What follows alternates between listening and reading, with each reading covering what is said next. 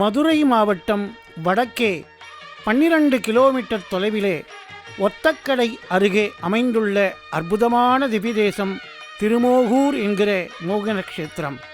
108 திவ்யதேசங்களிலே ஒன்றான திருமோகூர் காலமேகப் பெருமாளுடைய திருக்கோபுர ஆலய வாசலை நாம் வணங்கி உள்ளே நுழைகிறோம். இங்கே தீர்த்த விசேஷமாக தாளதாமரை புஷ்கரணி என்கிற அற்புதமான புஷ்கரணியும் பார்க்கடல் தீர்த்தம் என்னும் ஷீராப்தி புஷ்கரணியும் நாம் தரிசித்து மகிழ்கிறோம்.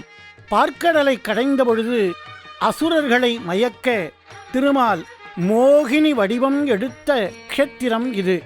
அந்த அமுத துளி இந்த குலத்திலே விழுந்தபடியினால் இந்த குலம் திருப்பார்க்கடல் என்கிற பெயரால் அழைக்கப்படுகிறது. அருள்மிகு காலமேகப் பெருமாள் இங்கே மோகினி அவதாரம் எடுத்து தேவர்களுக்கு அமுதத்தை பகிர்ந்து அளித்த தலம். கொடிமரத்தையும் பலிபீடத்தையும் ஒருங்கே வணங்கி கொண்டு கல்தூணிலே சிலையாக திருப்பணி செய்த மருது பாண்டியர்களுடைய உருவங்களையும் நாம் கண்டு மெய்சிலிருக்கிறோம். கம்பத்தடி மண்டபத்திலே ராமர், சீதை, லக்ஷ்மணன், ஆஞ்சநேயர் என்கிற சிற்பங்களெல்லாம் கலை பொக்கிஷமாக நமக்கு கிடைத்திருக்கிறது. இந்த ஆலயத்திலே மூலவர் காலமேகப் பெருமாள் என்ற நாமத்தோடு நின்ற திருக்கோலத்திலே காட்சி தருகிறார். உற்சவர் திருமோகூர் ஆப்தன் என்று அழைக்கப்படுகிறார்.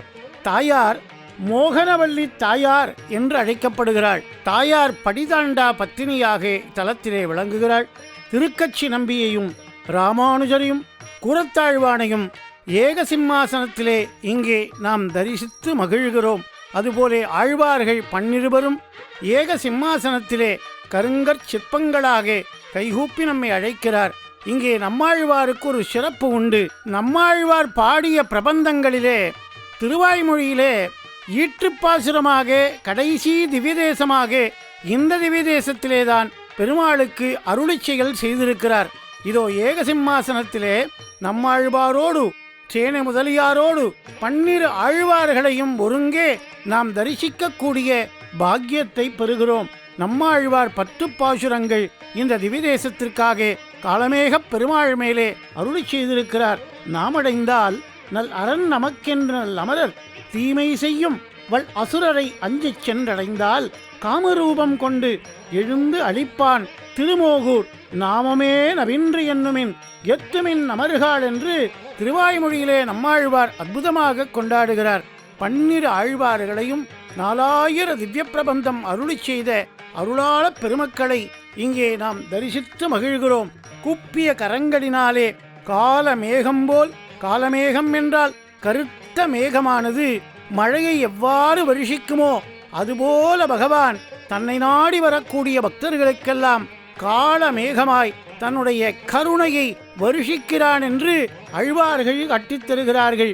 ஒருமுறை புலஸ்தியர் என்னும் முனிவர் மோகினி அவதாரத்தை தரிசிக்க ஆசைப்பட அவருக்காக காட்சியளித்தவாறே நமக்கும் காட்சி தருகிறார். இதோ சக்கரத்தாழ்வாரை நாம் தரிசித்து மகிழ்கிறோம். சன்னதியில் சக்கரத்தாழ்வாருடைய மேல் பகுதியிலே மடியில் இரணியனை கிடத்தியபடி நரசிம்மப் பெருமாளும் கீழ்ப்பகுதியிலே லக்ஷ்மி வராகரும் காட்சி தருகின்றனர். திருமணம், பிள்ளைப்பேறு, வேலைவாய்ப்பு, நோய் நிவர்த்தி, வியாபார அபிவிருத்தி, கடன் தீருதல், வாழ்க்கையிலே வெற்றி பெற சக்கரத்தாழ்வாரை வழிபடலாம்.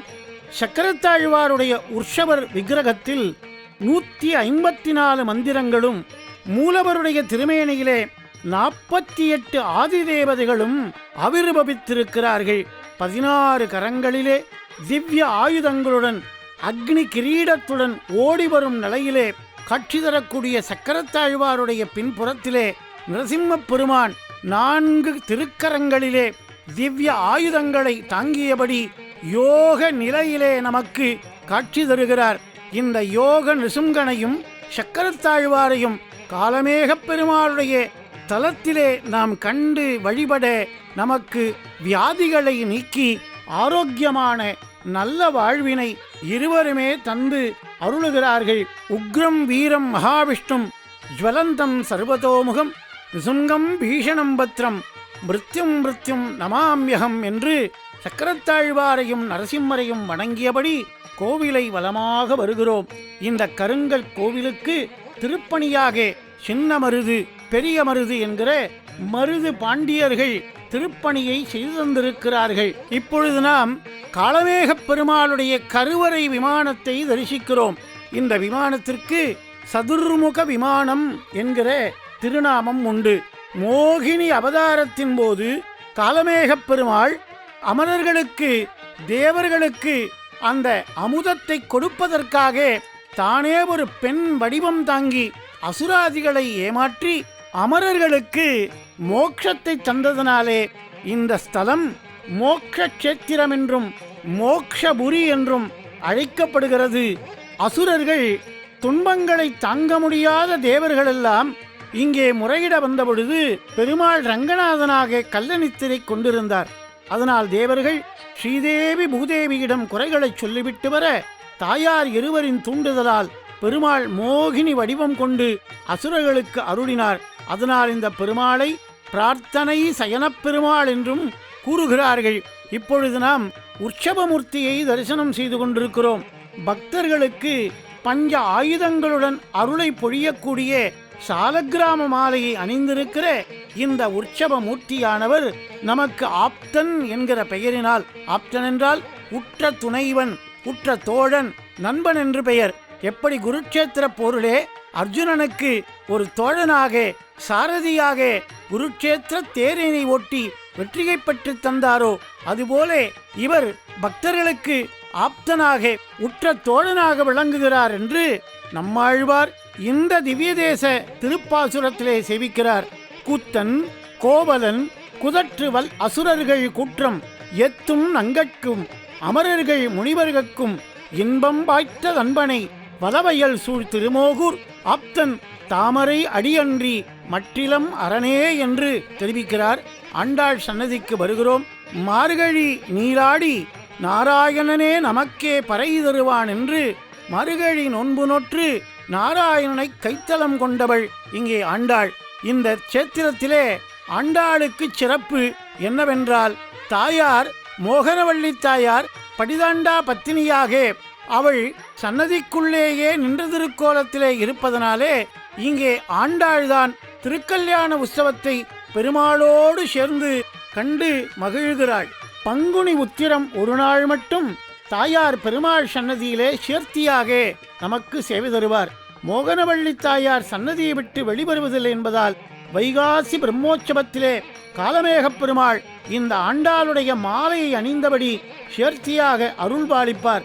பங்குனி உத்திரத்திற்கு மறுநாள் தெப்பத் திருவிழாவிலே மார்கழி 28ஆம் நாளிலே பெருமாளை இந்த ஆண்டாளோடு சேர்த்தியாக நாம் தரிசிக்கலாம்.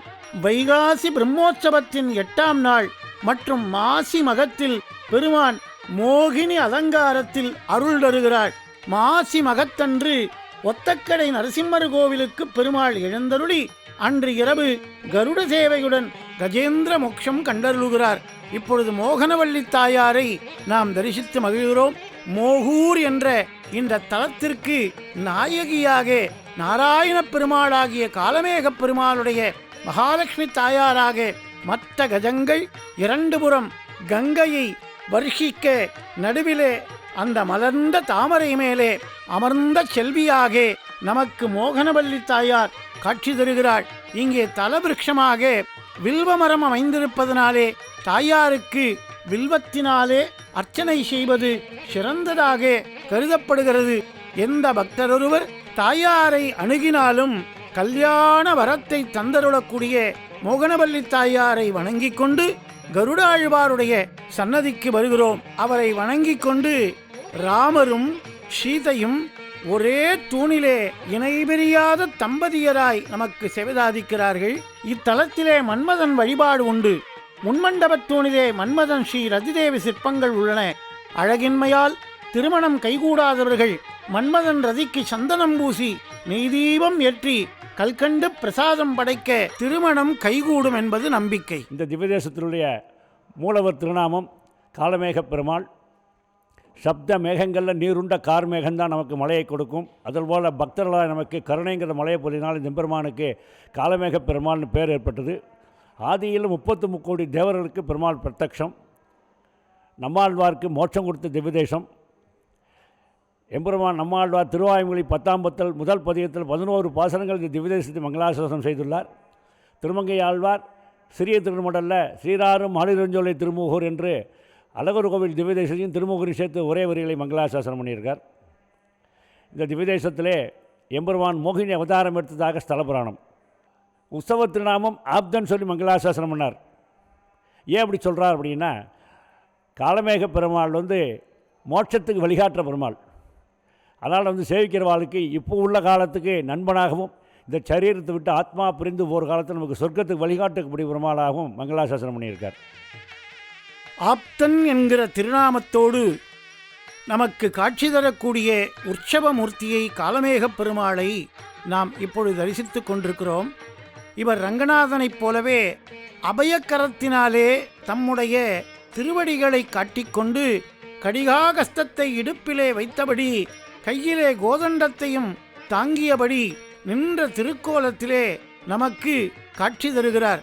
வெண்முத்துக்களினாலே ஆன பதக்கங்கள் கூடிய வைர அட்டிகையை மார்பிலே தரித்து கொண்டு மகாலட்சுமி தாயாரையும் தம்முடைய திருமார்வத்திலே தரித்து கொண்டு புஷ்ப மாலைகள் அலங்கரிக்க நமக்கு உற்ற தோழனாக, துணைவனாக, அப்தனாக நமக்கு காட்சி தருகிறாள் காலமேகப் பெருமாளுடைய உற்சவமூர்த்தி. பித்ருக்களுக்கு திதி தர்ப்பணம் செய்பவர்கள் மாவிளக்கினாலே இங்கே மோட்ச தீபம் ஏற்றி வழிபட பித்ருக்களுடைய சாபங்கள் நீங்கி அவருடைய வாழ்க்கை ஒளிமயமாக அமையப்பெறுகிறது என்பது க்ஷேத்திர புராணத்திலே சொல்லப்படுகிற நம்பிக்கை. தாள தாமரை தடமணி வயல் திருமோகூர் நாளும் மேவி நன்கு அமர்ந்து நின்று அசுரரை தகர்க்கும் தோளும் 4 உடை சுருகுழல் கமலக்கண் கனிவாய் காலமேகத்தை அன்றி மற்றொன்று இளங்கதியே என்று நம்மாழ்வார் இந்த திவ்ய தேசத்திற்கு கடைசி திருவாய்மொழியாக அருளி செய்திருக்கிறார். நம்மாழ்வார் 10 பாசுரங்கள் பாடியிருக்கிறார். அவரைத் தொடர்ந்து திருமங்கை ஆழ்வார் அற்புதமான ஒரு பாசுரம் பாடியிருக்கிறார். அலங்கார ஆரத்தியோடு திருமங்கை ஆழ்வாருடைய பாசுரத்தை நாம் பாடி மகிழ்வோம். கணமங்கை காரார் மணிநிற கண்ணனூர் விண்ணகரம் ஷீராறு கணபுரம் சேரத் திருவழுந்தூர் காரார் குடந்தை கடிகை கடல்மல்லை ஏறாறு பொழில்சூழ் இடவந்தை நிர்மலை சீராரும் மாலிரும் சோலை திருமோகூர் என்று க்ஷேத்திரங்களையெல்லாம் ஒன்றுபடுத்தி பாடக்கூடிய அந்த சிறிய திருமடலிலே பெருமாளுடைய கருணையை நமக்கு பெற்றுத் தருகிறார். கிருஷ்ணாய துப்யம் நமஹா.